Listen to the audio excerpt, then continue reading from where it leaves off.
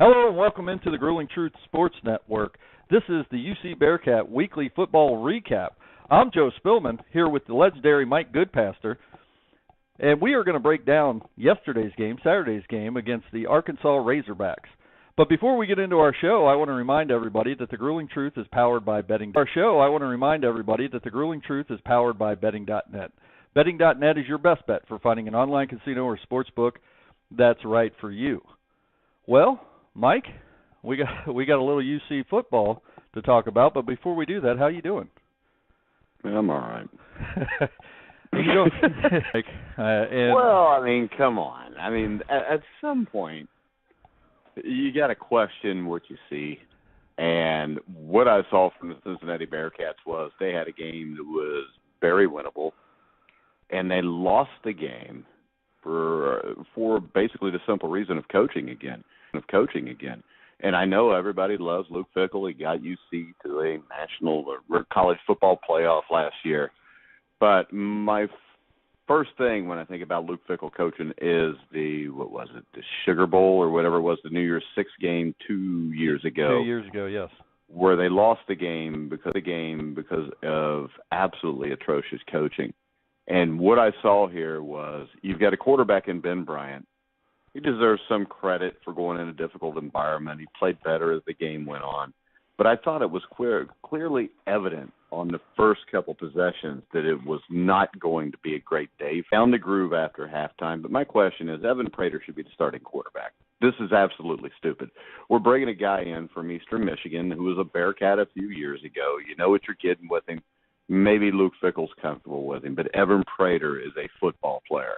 And he's a damn good college quarterback, but we're never going to know. My other question is, I thought the play calling for Gino Guidugli was absolutely atrocious. I mean, why have running backs? Why give them scholarships if you're not going to use them? I mean, Corey Kiner was an absolute stud at Roger Bacon, destroyed everything. He goes to LSU, carried the ball a little bit last year. We get him at LSU, carried the ball a little bit last year. We get him at UC. He carries the ball 12 times for 59 yards. That's 4.9 yards a carry. This is a game where they were down 14-0 at the half, but they were already predominantly throwing the ball in the first half. It was a game that they were in, late in the still throwing the ball with Ben Bryant. The other issue is, if this wants to be a big-time Division I team that can compete, you got to have a field goal kicker. They missed three field goals in a game they lost by 7 points. Now, I'm not a mathematician or a numbers whiz, but I'm pretty sure 24 plus 9 is 33, which is more than 31. Yeah. This is an issue that happened all year last year, and it's an issue that looks like it's going to happen again. I mean, he did get closer each time because I think he hit the upright on the last attempt. Right. But the play calling to me was atrocious. I don't think the right man's playing quarterback. I think Corey Kiner needs to have the ball in his hands more. And overall, when you look at this, you got Corey Kiner. You have Corey Kiner. To me, the kid is a stud. And if you look at this, you had 8 guys that carried the ball 31 times. 7 of those guys are not Corey Kiner. Right. He had basically a little over a third of the carries. He should be a feature back. And if you're going to play with Ben Bryant, he definitely should be. So to me, if you put Evan Prater in the backfield, you put Corey Kiner in the backfield, you let him have absolute stud at Wyoming High School, won him a state championship, and instead we get Ben Bryant and we get Corey Kiner touching the ball 12 times, and we still have no field goal kicking. And come on, they went out and they got the field goal kicker from Delaware. He's a freaking blue hen. You can't if you played the college football playoffs, you can't go. If you played the college football playoffs, you can't go get one of the kickers at a school that's a little bit maybe better than the freaking blue hen. I'm struggling to get through that. You essentially took the words right out of my mouth. I had a real problem with the lack of discipline that I saw with the Bearcats yesterday, and I know it's early in the season. Yeah, snap your damn helmet on. Right. Not only that, and you kind of got to look at when you're having to leave every other play because you won't snap your helmet on, that essentially becomes a penalty for the Bearcats, especially when you're a big play player on defense or offense. But I think they had 10 penalties yesterday, off the top of my head. Yes, 10 penalties for 65 yards. And it's not so much the yardage in the penalties with the 65 yards of penalties that really concerns me. Fumble on the 3-yard line yesterday. And we're basically first and goal from the 3-yard line, and then they get 15 yards worth of penalties that back them all the way up, and they end up missing the field goal because they can't convert, the 6 after the penalties. Things like that really concern me. I mean, you change that right there, you take away half the penalties from UC yesterday. I think they win this game by 10. Actually, if you just take away the penalties on that drive you're talking about, they probably win the game. Yeah. I mean, but you know what? On the bright side, they didn't get so many penalties that they were out of field goal range, and it wasn't the one time they did. Right. Well, and when that happened, though, I was screaming at my TV. I was essentially screaming at Luke Fickell, just go for it. Don't kick the ball. You don't have a field goal kicker. And I'm starting to get upset yesterday. And to hit on your point about Ben Bryant, it looked like to me, and of course I'm not going to fancy myself that and say that my football knowledge is anywhere near the UC coaching staff, but Ben Bryant is a quarterback that can move. He can move out of the pocket. He can roll out. He can advance the ball with his legs. Evan Prater is that quarterback. Ben Bryant cannot do. Yesterday, the Arkansas defense was kind of conducive to a quarterback that could roll out, move the ball with his legs, and I think Evan Prater might have been the better option yesterday, and I think that was clearly evident after the first quarter of play. Well, no, it wasn't. I mean, it was completely clearly evident. It wasn't. I mean, it was completely clearly evident. It was evident before the game started. If you've seen Evan Prater play, the young man is a hell of a college quarterback. And this has been 3 years, still no chance. I know Desmond Ridder was supposed to be all great and everything. But you know what? I hate to tell people this, but playing Alabama, deer in the headlights last year.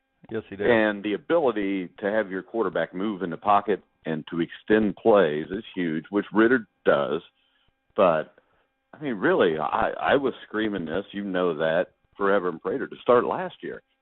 And Desmond Ridder was a great leader, good college quarterback. Maybe he'll have a long NFL career as a backup. But right. Evan Prater, to me, is clearly the guy. And the problem UC has here is there's going to be no college football playoff for you no matter what you do, because there's nobody that they're going to play that is going to give them enough credibility to put them back in that hunt. They had their chance here. Arkansas is a really good team, but let's face it, Arkansas is probably at best the fourth or fifth best team in the SEC. Yeah, they go 8-4 this year. Yeah, and which means 8-4 means they're probably a top 10 program just because if you look at their schedule. Right. And KJ Jefferson, 18 for 26, 223 yards, 3 touchdowns. The big number here is 0 interceptions. I mean, how many turnovers did UC cause yesterday? Were there any? They had the one fumble on the 3-yard line, but I think that was the only turnover that UC had yesterday. Yeah, and if you look at this, these numbers are almost completely equal. First downs, there's 1 in a difference. Third down efficiency was the exact same. Total yards, UC 438 to 447. UC 438 to 447. The difference is this. The rushing yards were 224 to 113 in Arkansas's favor.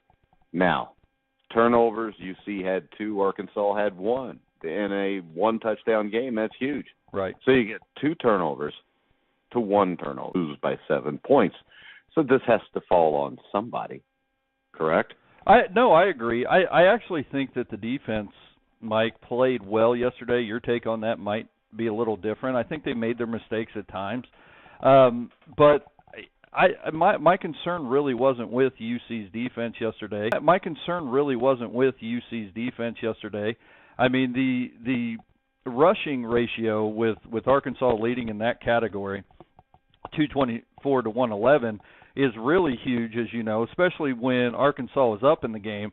You know, being able to dominate the running. See, Joe, real quick, when you talk about dominate the running. See, Joe, real quick, when you talk about UC's defense, yep, they gave up 5 yards of rush, and it's not like Arkansas ran the ball 20 times. They ran the ball 45 times for 224 yards. So I don't see how the defense can't be one of the issues. Defense can't be one of the issues here. You gave up 31 points. You had 45 attempts for 224 yards. The other team's quarterback threw 3 touchdowns, no picks, 223 yards.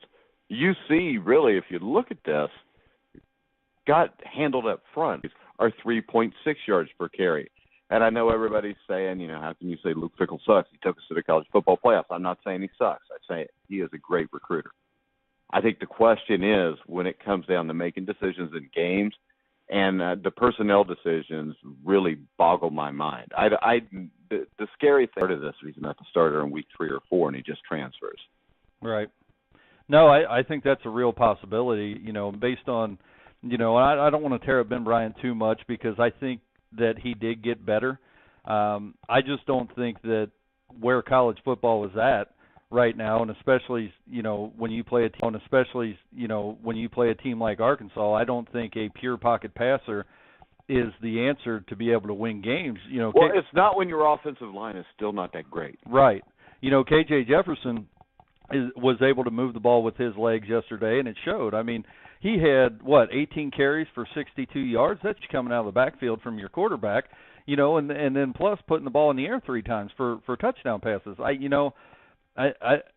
If you look at the stats of this game, it looks fairly even. You know, if you didn't know the score at the end of the day and you just looked at the stats, you would say, that was probably a pretty even game, and it really was. So at the end of the day, you change the penalties, you change the personnel on the field, you know, you up the discipline of your team. I think you come away from Arkansas yesterday with a 10-point victory instead of a 7-point loss. Yeah, and then everybody's talking about the college football playoffs again. Right, which, you know, Mike, looking at UC's schedule, you know, I know we talked about this the other day, but I don't even think if they win that game, the next quality game that they really have in their season is at the end of the year when they're probably going to play Houston for the ACC championship game. So I don't even know that UC even has a valid shot, even with a win yesterday, to make the college football playoff. Well, I think that valid shot would have come down to what it did with Notre Dame last year, where Notre Dame basically won out from then on. Right. And were ranked 5th in the country, and you had that. You know, well, we beat the number 5 team. You got to put us at 4. Arkansas will only lose 1 game. They're probably going to be if Arkansas only loses 1 game, they're in the SEC championship game. Oh yeah, for sure they are, and they're probably playing Alabama. So, but they're probably going to be a 8-4 or 9-3 team, but they'll still be ranked in the top 15. It would give you some case, especially if you blow out everybody you're going to play. But let's face it, this is Cincinnati Bearcats. That means what happened last year is an anomaly. Now, in another year or two when you're in the Big 12, maybe not so much of an anomaly because your schedule will be much tougher. And the AAC is not a bad conference. I thought it was better than the ACC last year. It was better than the Pac-12 last year, and it's probably better than the Pac-12 this year from what we saw yesterday. Right. Because the Oregon Ducks got completely disemboweled. That was embarrassing. And the Utah Utes, I mean, looked like a team that could win a college football championship. I mean, they really looked like that on paper. But in the game, they went to the swamp. They got beat by Florida. So now you're with the Pac-12. You have one legit possible contender, and it's USC. And they didn't really play anybody to answer any questions yesterday, so we don't know how good they are. Right. But I just think that it's sad that the recruiting has picked up. The coaching still hasn't, because what I saw in that Georgia New Year's Day bowl game 2 years ago really turned me off to the coaching that's done at the University of Cincinnati. Well, I think there was questions last year on the playoff run, and I think that there was questions in the championship game. Right. And I think that was largely overlooked by the fanship Because they were happy to be there. Exactly, and you know, when people are happy, they tend to complain less. So I don't know, you know, looking at what the product was that we saw on the field right now, what are you doing this week to make adjustments to ensure that, one, the discipline on that team has to get better? You're playing, you know. Well, this is the issue with that, though. It's not, because why would you let it continually happen during a game? Well, yeah. You know, the first time it happens, you go around. Well, yeah. You know, the first time it happens, you go around, you tell everybody, the next time somebody doesn't buckle their helmet up and their helmet gets knocked off, you're just not going to freaking play. I mean, that is absolutely selfish by these players. Why would you not have your helmet strapped the way it's supposed to be strapped? Well, because if it pops off, you get on national TV with your stupid-ass fit. I mean, what we hear all the time is this. It's selfish. If you get a personal foul, that's selfish. That's you caring more about yourself and what just happened to you. So you're going to take a cheap shot at somebody because they offended you. That's selfish. You don't even care about your teammates. You don't have your helmet snapped up. That's selfish. Why would you not have your helmet snapped up? No, yeah. I mean, it's for the simple fact that they want to get their face on TV. I mean, they got the one sack that was almost a safety. I forget who it was, but his helmet pops off. Why he's celebrating the next play? Why he's celebrating the play? Yeah. It wasn't even from the play. He's celebrating in the. I have no idea. Especially when you're losing. Well, and that's always, you know, I know that, you know, you coach football, I coach football, and anytime I have a young man that decides to showboat a little bit, I always tell them, hey, when you're making millions of dollars playing in the NFL, playing this game, you could showboat all you want, but we're not going to. You know what I tell them? You still can't. You're not supposed to glorify yourself. No. It's a team sport. Exactly. And that is the problem. So to me, too many me guys on the Bearcats, that'll run in with. I mean, I when you watch Alabama, you don't see helmets popping off all the time. What we saw yesterday with the helmets is absolutely ridiculous and absurd. They had to have set some sort of NCAA record for the number of times that a single team had to have a player exit a game during play for a helmet popping off. And, you know, at the end of the day, I put that a little bit on the, you know, at the end of the day, I put that a little bit on the coaching, or all on the coaching staff, really, because it's their job to control their team. And, you know, Mike, I played football for a number of years, and I don't think I ever lost my helmet because I strapped my chin strap up, and I strapped it up the way that it was supposed to be. Damage, number one. It didn't work out for you, Joe, but, I mean, just think if you would have had a helmet that was popping off while you were getting hit. Just think how bad it would be now. I know it. You know, I might not answer the phone when it's not ringing. I don't know. But, you know, and you know, some of the other decisions that were made, you know, I know as a coach, Luke Fickell's probably looking at his kicker during the first half of that game. You know, 3 missed field goals, and the closest field goal that came to going in was the 50-something yarder that hit the goalpost. But at some point, you got to say, you know what, our kicking game is out for the day because we're trying to win this. We don't have a kicking game. We're not going to rely on the kicker to keep us in this game. That's just not a weapon we have right now. And I think it was the 50-yard field goal that almost went in that I was screaming at my TV, you know, just to go for it. Try to get 6 out of this. Don't rely on your kicker, and you know, my instincts were right because he went out and. Yeah, but you know what? It's hard to go through a season and not be able to rely on your kicker. Oh, so, I mean, right. He's got a new kicker, and you don't want to destroy the kid's confidence by not kicking anymore. But there comes a point where, especially, I mean, maybe it's just everybody's gun shy from last year. Trey McPherson missed a kick that would have beat the Packers. He had 2 kicks that he missed. Twice. Yeah. Well, he had 2 kicks there that would have won the game. So I don't agree with you there completely because I think a lot of it, as a UC fan, is we saw so many misses. So I don't agree with you there completely because I think a lot of it, as a UC fan, is we saw so many misses last year. You just kind of believe that it's probably just going to keep happening. Right. And I don't have a problem with Fickell still attempting it in the first half. As UC do this week, you know, I know they play Kennesaw State next weekend, which, you know, I mean, shouldn't even be a talking point, but what adjustments do we make right now to improve the play and the product that we saw on the field yesterday? I think it's pretty simple. You tell them to strap their damn helmets on correctly. You hand the ball to Corey Kiner. I think it's pretty simple. You tell them to strap their damn helmets on correctly. You hand the ball to Corey Kiner, you go win the game. Well, I can't argue with that. I just don't know.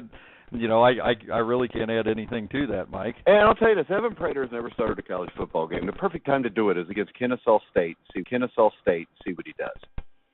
Yeah, I 100% think that Luke Fickell and Gino Guidugli have the wrong quarterback starting for the UC Bearcats this year, and that is something that, as a fan of this team, that's something that's going to eat at me. Something that's going to eat at me every game that I see Ben Bryant come out there, and every time he throws a touchdown, or every time he gets sacked in the backfield trying to roll out to his right or left because he can't move with his legs, is going to eat at me until they make this change. And I don't think, and I don't know the inner workings of this team. You may have some more insight than I do. I don't understand what Evan Prater has done or what he is not doing that did not result in him getting the starting nod this year. Do you have any insight to that?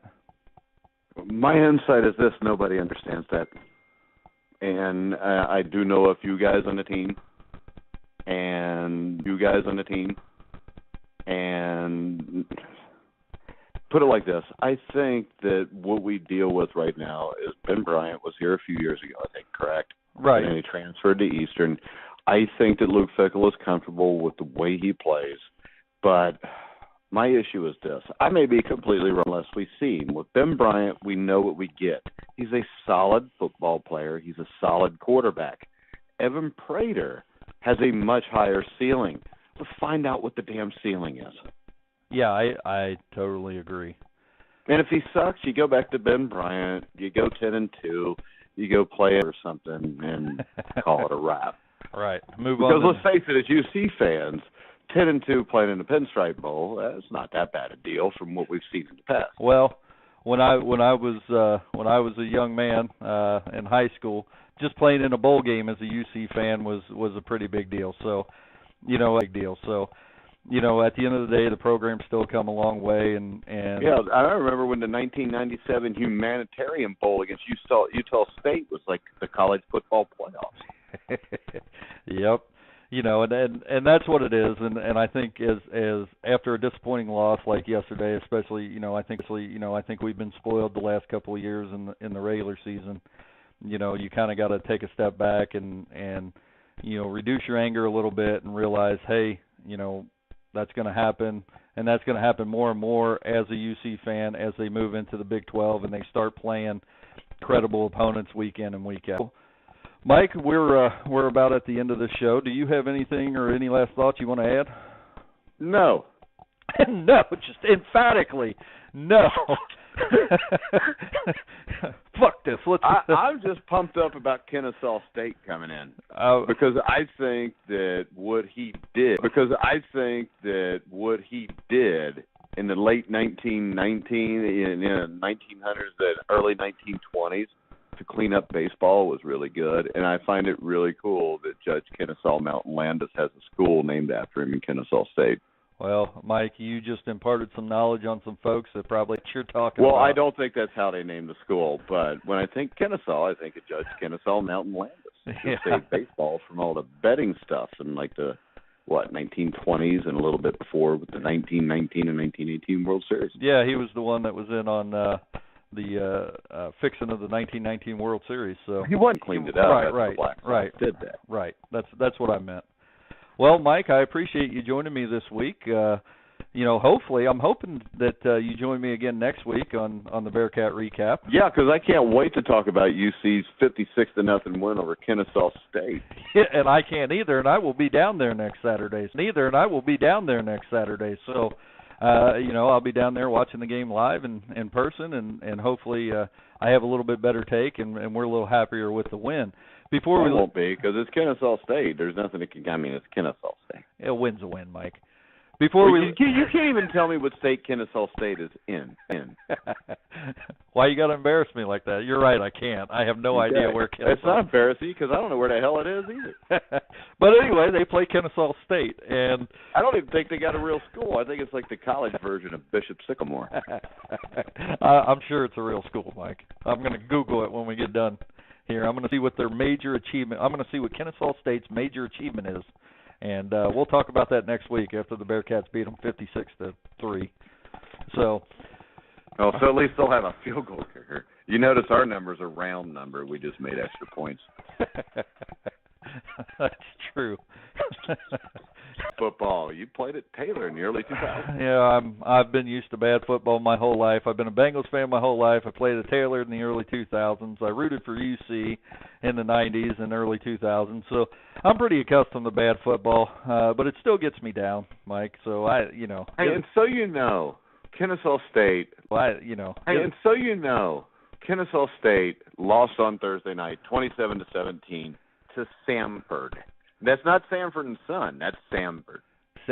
Samford, not with a T, with an M. Samford. Yeah. They lost to Samford, and then after UC beats the Men, have their home opener against Wofford. That is Sam, not Stan. Should we just start doing a Kennesaw State show? No, I don't believe Mike. I bet we can even get their coach to come on and hang out with us. Yeah. My other question is this: do you even know what the nickname for Kennesaw State is? No, but I'm sure you do. I'm sure you do. It's the Owls. The Kennesaw State Owls. Yeah. So the name is even dumber. I'm assuming that their colors are red and white. No, they're Taylor colors, black and gold. Oh, that's terrible. Hey, and this is the thing: Scrappy is their mascot. You think Scrappy the Owl will make the trip to Cincinnati this week? If Scrappy the Owl makes the trip to Cincinnati, you're going to abduct him and bring him on the show next Sunday. I will do that, and you know what? Not only will I abduct him, I'm going to get a picture with him, and we're going to post that along with the show. You picture you two drunk after the game? Yeah, maybe. I the Kennesaw Owl might be drunk during the game. Hey, we should make fun of Kennesaw State because they were 11-2 last year. Yeah, well, who was their major opponent last year? Do you have that? Who was their major opponent last year? It would have probably been the playoffs in the second round where they lost to East Tennessee State 21. Wow, things moving up there. Yeah, got some big-time stuff going on at Kennesaw State. All right, Mike, this is ridiculous. Before we leave you, I want to remind everybody again that The Grueling Truth is powered by betting.net.